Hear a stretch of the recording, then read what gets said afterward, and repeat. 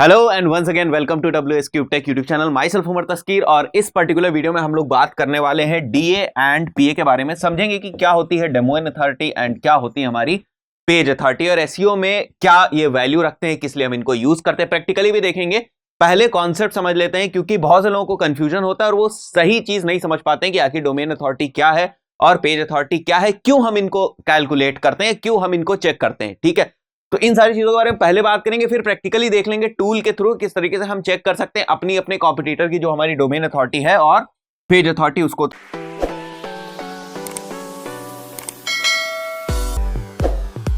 तो शुरुआत करेंगे पहले डोमेन अथॉरिटी से कि डोमेन अथॉरिटी क्या होती है। तो पहला पॉइंट देख लो, यहां पर क्या लिखा हुआ है, डेवलप्ड बाय मॉज। तो डोमेन अथॉरिटी एक ऐसी वैल्यू है जो मॉज ने हमें प्रोवाइड किया, एक ऐसी मैट्रिक है जो हमें मॉज ने प्रोवाइड की। गूगल का इससे कोई लेना देना नहीं है। बहुत से लोग इस चीज में कंफ्यूज होते हैं, यानी कि डोमेन अथॉरिटी का गूगल से कोई लेना देना नहीं है।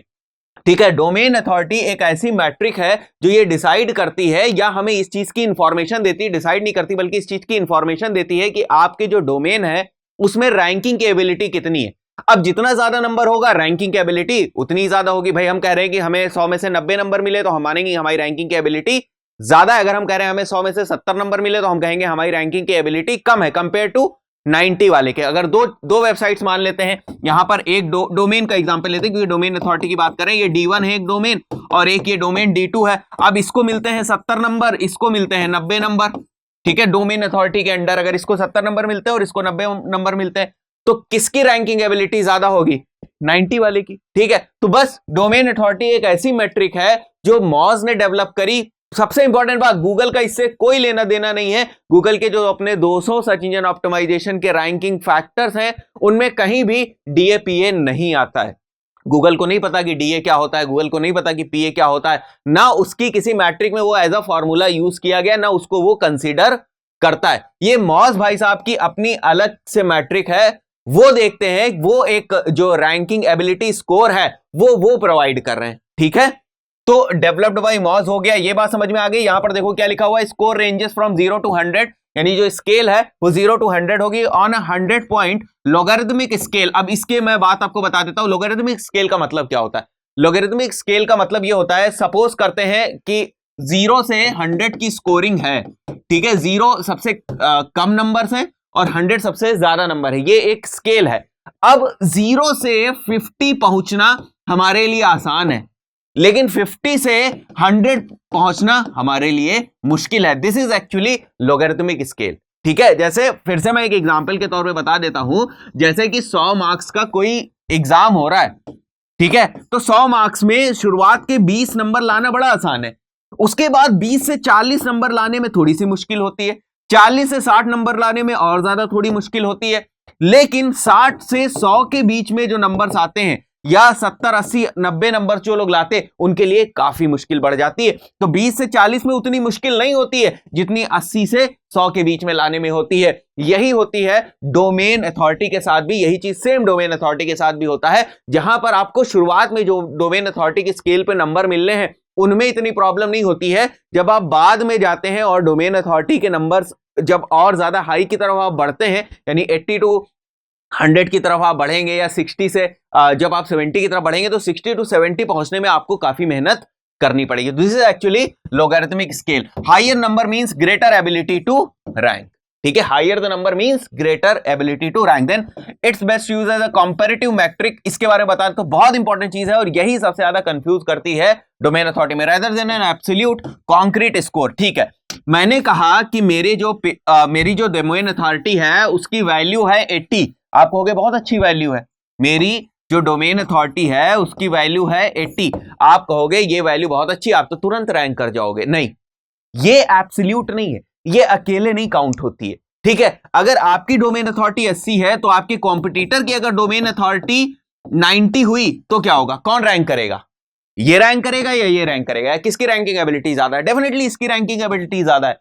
वहीं पर ये स्कोर आपके लिए बहुत अच्छा हो जाएगा, आप कहोगे ये स्कोर बहुत अच्छा है। अगर आपके जो कॉम्पिटिटर हैं उनकी डोमेन अथॉरिटी 50 है, 55 है, 40 है, 60 है, 70 है, ठीक है, 65 है, 58 है, कुछ भी मान लो, तो ये सारी अगर वैल्यूज आ रही है तो आपकी डोमेन अथॉरिटी बड़ी अच्छी है।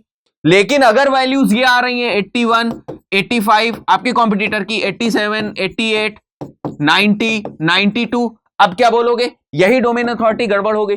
तो एक ही आप देख रहे हो, एक ही डोमेन अथॉरिटी किसी केस में खराब हो जा रही है, किसी केस में अच्छी हो जा रही है। एग्जांपल बिल्कुल उसी तरीके से है। एक क्लास के अंदर 100 स्टूडेंट्स पढ़ रहे हैं और एक बच्चे के नंबर आते हैं 60, बहुत अच्छे नंबर है, हम कहेंगे भाई ठीक है फर्स्ट डिवीजन पास हो गया, बहुत अच्छे नंबर है, 60 मार्क्स उसको मिल गए। लेकिन इस बात को समझो, उसके नंबर खराब हो जाएंगे अगर बाकी के 99 बच्चों के नंबर जो हैं वो 60 से ज्यादा हैं, और उसके नंबर अच्छे हो जाएंगे अगर बाकी के 99 जो स्टूडेंट्स हैं, जो बाकी के 99 स्टूडेंट्स हैं उनके अगर नंबर 60 से नीचे, सेम के सही होता है। ये अकेले नहीं कुछ है, ठीक है। डोमेन अथॉरिटी अगर आपको देखने को मिला कि आपकी डोमेन अथॉरिटी 60 है, तो आपको यह देखना है कि आप जिसके साथ कॉम्पीट कर रहे हैं सर्च इंजन रिजल्ट पेजेस में, आपका जो कॉम्पिटिटर है उसकी डोमेन अथॉरिटी क्या है। वो डिसाइड करेगी कि आपकी रैंकिंग एबिलिटी कितनी पावरफुल है। ये केवल और केवल नंबर नहीं डिसाइड करेगा, ठीक है। बात समझ में आई? बहुत इंपॉर्टेंट कॉन्सेप्ट है। Then actually based on the link profile, अच्छा ये भी समझ लो कि मॉज कैसे कैलकुलेट करके आपको डोमेन अथॉरिटी देता है, कैसे वो नंबर प्रोवाइड करता है। Then it is actually based on the link profile, ठीक है। कितने स्ट्रॉन्ग लिंक्स हैं आपके पास, कितने वैल्यूएबल लिंक्स हैं, उससे डिसाइड होता है कि आपकी जो डोमेन अथॉरिटी के स्कोर होगा वो कितना हाई होगा, ठीक है। बात समझ में आ गई? तो ये कुछ इंपॉर्टेंट चीजें हैं डोमेन अथॉरिटी से रिलेटेड। देन चलिए बात कर लेते हैं पेज अथॉरिटी के बारे में, ठीक है। तो page authorities again which is developed by Moj, एक मैट्रिक है जो 0 से 100 के स्केल पे चलती है, लॉगरिथमिक स्केल है। इस दोनों पॉइंट्स की हम लोग बात कर चुके हैं। Page authority considers factors like domain authority. अब पेज अथॉरिटी को जो वैल्यू मिलती है उसमें डोमेन अथॉरिटी भी एक फैक्टर है। Also based on the link profile, ये भी लिंक प्रोफाइल के ऊपर है, but it is actually for a single page. Domain authority आपके पूरे डोमेन के लिए, सब डोमेन के लिए होती है, और पेज अथॉरिटी किसके लिए है? एक पेज की रैंकिंग एबिलिटी, ठीक है। एक पेज की रैंकिंग एबिलिटी उसके कॉम्पिटिटर पेजेस के साथ कितनी है, ये हमें देता है पेज अथॉरिटी। वही एक डोमेन की रैंकिंग एबिलिटी उसके कॉम्पिटिटर के साथ कैसी है, ये हमें देती है डोमेन अथॉरिटी। तो दो मैट्रिसेस हैं, सेम मैट्रिसेस हैं, कौन से बेसिस पे कैलकुलेट होती, किस बेसिस पे मॉज स्कोरिंग करता है वो भी सेम है, उसमें भी ज्यादा फर्क नहीं है, ठीक है, वो भी सेम है। अगर आप देखो तो ये भी लिंक प्रोफाइल के ऊपर है। कुछ और एसईओ इंपॉर्टेंट फैक्टर्स इसमें होते हैं और लगभग 40 से ज्यादा फैक्टर्स है, बट ये वो ऐसे फैक्टर्स नहीं है, ठीक है। एसईओ के फैक्टर जैसे कीवर्ड्स हो गया, कंटेंट ऑप्टिमाइजेशन हो गया, इनके ऊपर नहीं डिपेंड करता है। ज्यादातर जो फैक्टर्स हो किस चीज से रिलेटेड होंगे, वो होंगे लिंक प्रोफाइल से रिलेटेड, यानी बैकलिंक से related most of the factors होंगे। To improve page authority, try to get external links from other high authority websites. अगर आपको इंप्रूव करनी है पेज अथॉरिटी तो आपको क्या करना पड़ेगा भाई, जो उसका फाउंडेशन है पेज अथॉरिटी, जैसे मैट्रिक का फाउंडेशन क्या है, लिंक प्रोफाइल है। तो अगर लिंक प्रोफाइल को आप इंप्रूव करेंगे तो डेफिनेटली जो आपकी पेज अथॉरिटी है वो भी इंप्रूव होगी। लेकिन किस बात को ध्यान में रखना है, कंपटीशन की बात को, ठीक है। हमें सीधे नहीं लग जाना है कि हम इंप्रूव करते जा रहे पता नहीं क्या कर रहे हैं, लिंक प्रोफाइल कैसे बना रहे हैं, अपनी लिंक बैकलिंक्स कैसे बना रहे हैं। इन सारी चीजों से भी ज्यादा जरूरी चीज है कि हमारे कॉम्पिटिटर की जो पेज अथॉरिटी है या हमारे कॉम्पिटिटर की जो डोमेन अथॉरिटी है वो कितनी है। और एक और बहुत इंपॉर्टेंट पॉइंट था यहां पर, शायद आप लोगों ने ध्यान दिया नहीं दिया, कि जो पेज अथॉरिटी है वो एक्चुअली डोमेन अथॉरिटी को कंसीडर करती है। तो अगर आपका डोमेन अच्छा है, ठीक है, अगर आपका डोमेन अच्छा है, डोमेन की वैल्यू है, डोमेन अच्छा है, डोमेन की अथॉरिटी अच्छी है, तो डेफिनेटली वो वैल्यू जो है वो कुछ ना कुछ बेनिफिट आपके इंडिविजुअल पेजेस को भी देती है। तो अभी हम लोगों ने समझ लिया जो कॉन्सेप्ट्स हैं, जो बेसिक कॉन्सेप्ट्स हैं कि पेज अथॉरिटी क्या होती है, डोमेन अथॉरिटी क्या है, इनको समझ लिया। अब लैपटॉप स्क्रीन के ऊपर जाके हम लोग प्रैक्टिकली देख लेते हैं किस तरीके से हम चेक करेंगे इसको। मॉज का अपना कौन से टूल्स हैं जिसके थ्रू हमें डीएपीए मिल जाता है, डीएपीए देखने को मिल जाता है अपनी वेबसाइट का, और साथ ही साथ हमारे कॉम्पिटिटर की वेबसाइट। तो अभी हम लोग देख लेते हैं किस तरीके से प्रैक्टिकली हम लोग डीए और पीए को देखेंगे।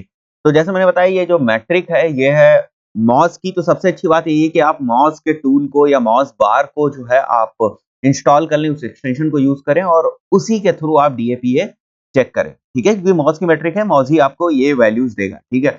यहाँ पर आप देखो मेरे पास ये मॉज का बार जो है फ्रॉम मॉज, ये यहाँ पर इंस्टॉल है। तो ये छोटा सा क्रोम एक्सटेंशन है, आप इसको इंस्टॉल कर लें। लॉगिन करने की जरूरत पड़ेगी, आप उसमें लॉगिन कर लें और उसके बाद आप किसी भी वेबसाइट के ऊपर जाएंगे और अगर ये आपका एक्सटेंशन ऑन रहेगा, तो देखो जैसा मैं इस पर्टिकुलर वेबसाइट के ऊपर आता हूँ, मेरा एक्सटेंशन यहाँ पर ऑन है, तो आप बड़ी आसानी से देख सकते हैं यहाँ पर जो पेज अथॉरिटी की वैल्यू वो आपको दिख रही है, ठीक है। साथ ही साथ लिंक्स आपको दिख रहे हैं और डीए की जो वैल्यू है वो आपको दिख रही है। उसके बाद आते हैं, सपोज करते हैं ये हमारे कॉम्पिटिटर की वेबसाइट है फॉर एग्जांपल, तो आप देख रहे हो यहाँ पर डी आपको दिख रहा है, पी आपको दिख रहा है। तो इस तरीके से मॉज एक्सटेंशन को एक्चुअली आप यूज करें, ठीक है, सबसे इजी है। और सबसे खास बात ये कि आप सर्च इंजन रिजल्ट पेजेस पे भी देखेंगे तो भी आपको दिखाई देगा ये एक्सटेंशन, ठीक है। तो यहाँ पर क्योंकि ये शुरुआत में तो ऐड है, ठीक है, इसलिए आपको नहीं दिख रहा है। नीचे अगर आप आएंगे तो जो ये ऑर्गेनिक रिजल्ट्स है, आप देखो इनमें ऑर्गेनिक रिजल्ट्स में आपको पीएडीए की वैल्यू दिख रही है, ठीक है। तो नेक्स्ट पेज पे एक बार हम लोग चलते हैं यहाँ पर, ठीक है। अब देखोगे तो क्योंकि ये मॉज का एक्सटेंशन यहाँ पर यूज हो रहा है, तो आपको यहाँ पर सर्च इंजन रिजल्ट पेजेस में वो दिखाई देगा, ठीक है, ये देख रहे हो आप, दिखाई दे रहा है। तो आप इस एक्सटेंशन को यूज करके डीएपीए देख सकते हैं, ठीक है। बाकी कॉन्सेप्ट तो आपको समझ में आ ही गए कि डोमेन अथॉरिटी होती क्या है, किस तरीके से काम करती है, कौन से ऐसे फैक्टर्स हैं जो डोमेन अथॉरिटी को डिसाइड करते हैं, और कौन से ऐसे फैक्टर्स हैं जो पेज अथॉरिटी के स्कोर को डिसाइड करेंगे। तो आपको भी अपने कॉम्पिटिटर के रिस्पेक्ट में जो आपका अपना डोमेन अथॉरिटी और पेज अथॉरिटी उसको इम्प्रूव करते रहना है, ठीक है।